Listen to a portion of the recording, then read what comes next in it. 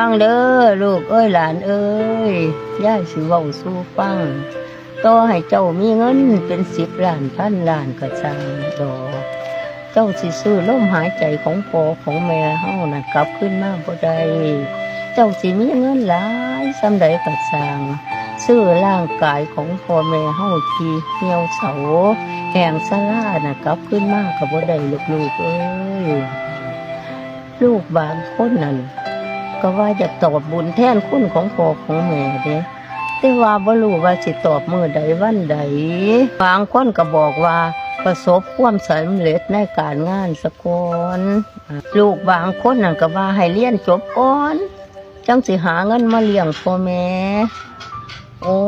ยลูกเอ้ยอย่าบอกทุกคนด้วยว่านั่น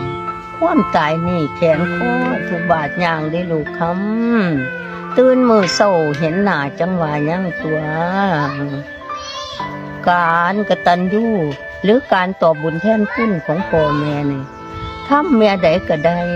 บ่ต้องรอเวลาดอกลูกเอ้ยเฮ็ดทุกมื้อทุกวันก็ได้จำไว้เด้อลูกเด้อ